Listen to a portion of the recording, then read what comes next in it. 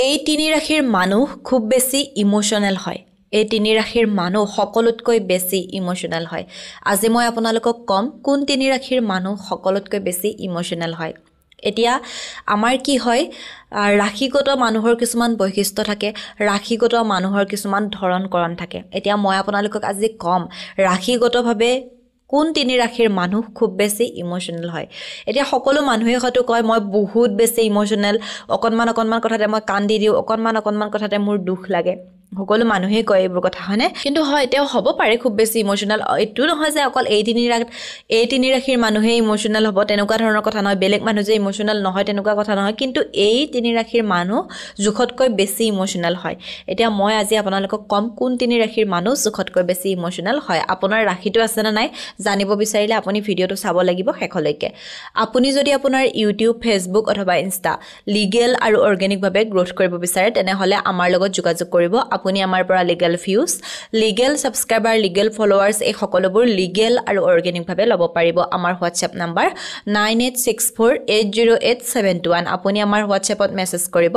আপোনাৰ ক্ৰাইটেৰিয়াখিনি জনাই দিব আৰু আপোনাক আমাৰ তৰফৰ পৰা ফোন কৰা হ'ব এনে ধৰণৰ সুবিধা বিচাৰি থাকিলে দেৰি নকৰি এতিয়াই যোগাযোগ কৰক এতিয়া আমি জানো বলক কোন তিনি ৰাশিৰ মানুহ জুখতকৈ বেছি ইমোশনাল হয় তাৰ প্ৰথম ৰাশিটো হৈছে কৰ্কট ৰাশিৰ মানুহবোৰ কি হয় খুব বেছি ইমোশনাল হয় তেওঁলোকৰ অন্তৰখন খুব বেছি কোমল হয় কাইন্ড হাৰ্টেড হয় বুলি কোৱা হয় তেওঁলোক অতি সহজতে হাৰ্ড হয় এতিয়া মানুহবোৰ কি হয় কোনোবাই ধৰক তেওঁলোকে কাৰোবাক বহুত বেছি বিশ্বাস কৰে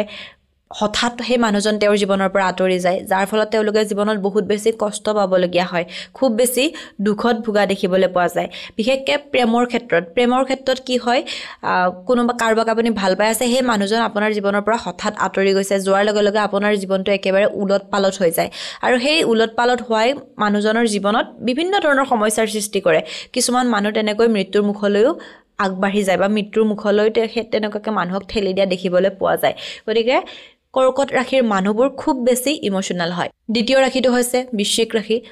ৰাশিৰ মানুহবোৰো ঠিক তেনেকুৱাই খুব বেছি ইমোশনাল হয় তেওঁলোকে মানুহক অতি সহজতে বিশ্বাস কৰি লয় মানুহক খুব বেছি ভাল পায় আনক কষ্ট দিব নোৱাৰে লাগিলে নিজে হাজাৰ কষ্ট নাথাকক কিয় কোনোবাই যদি কিবা এটা কৈছে সেই কামটো তেওঁ কৰি দিব তেওঁ লাগিলে নোৱাৰকে তেওঁৰ লাগিলে সেইখিনি সামৰ্থ্য নাথাককে কোনোবাই যদি কিবা এটা বিচাৰিছে তেওঁ যেনেকে নহওক দিব